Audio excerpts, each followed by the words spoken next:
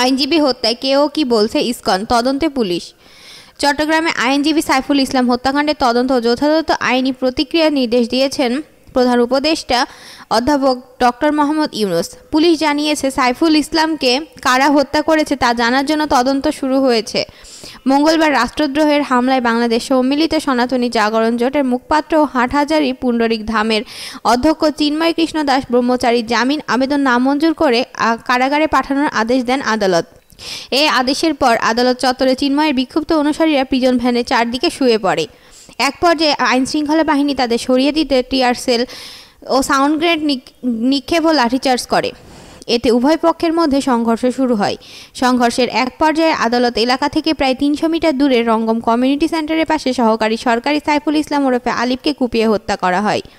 চট্টগ্রাম আইনজীবী সমিতির সভাপতি নাজিমুদ্দিন চৌধুরী ডয়েসে ভেলেকে বলেন, বিক্ষোভকারীরা সাইফুল ইসলামকে ওরফে আলিফকে চেম্বারের নিচ থেকে ধরে নিয়ে কুপিয়ে হত্যা করেছেন। এই হত্যাকাণ্ডের প্রতিবাদে বুধবার কর্মবিরতির ডাক দিয়েছেন তারা। চট্টগ্রাম আইনজীবী সভাপতি নাজিমুদ্দিন চৌধুরী আদালত থেকে প্রায় ৩০০ মিটার দূরে আইনজীবী সাইফুল ইসলামকে বিক্ষোভকারীরা কুপিয়ে মেরেছেন বলে দাবি করলেও চট্টগ্রাম ইসকন প্রবর্তক মন্দিরের পরিচালনা কমিটির সদস্য স্বতন্ত্র গৌরাঙ্গ দাস ডয়েচে ভেলেকে বলেন, এই হত্যাকাণ্ডের সঙ্গে আমাদের কোনো সম্পর্ক নেই, আমাদের কাছে কোনো লাঠিও ছিল না। ঢাকায় আয়োজিত এক সংবাদ সম্মেলনে বাংলাদেশের সম্মিলিত সনাতনী জাগরণ জোটের প্রতিনিধি অ্যাডভোকেট সুমন রায় এ প্রসঙ্গে বলেন, সাইফুল ইসলামকে দুষ্কৃতকারীরা হিন্দুভাবে হত্যা করেছে।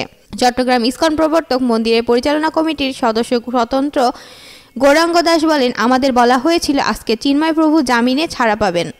আমরা তাকে বরণ করতে আদালতে গিয়েছিলাম, কিন্তু যখন জামিন হলো না, প্রভুকে প্রিজন ভ্যানে তোলা হলো, তখন আমাদের ছেলেমেয়েরা প্রিজন ভ্যানের চারপাশে শুয়ে পড়ে। তখন আমাদের কাছে কোনো লাঠিও ছিল না, তাহলে আমরা কিভাবে হত্যা করব? এই হত্যাকাণ্ডের সঙ্গে আমাদের কোনো সম্পর্ক নেই। পুলিশ যখন আমাদের বেধড়ক লাঠিপেটা করে, তখন আমরা কোথায় পালাবো সেটাই খুঁজে পাচ্ছি না। আমি নিজেও আঘাতপ্রাপ্ত হয়েছি। আমরাও চাই হত্যাকাণ্ডের সঙ্গে যারা জড়িত তাদের খুঁজে বের করা হোক। চিন্ময় কৃষ্ণ দাসকে গ্রেপ্তারের প্রতিবাদে বাংলাদেশের বিভিন্ন জায়গায় সনাতনী সম্প্রদায়ের মানুষ বিক্ষোভ করেছেন।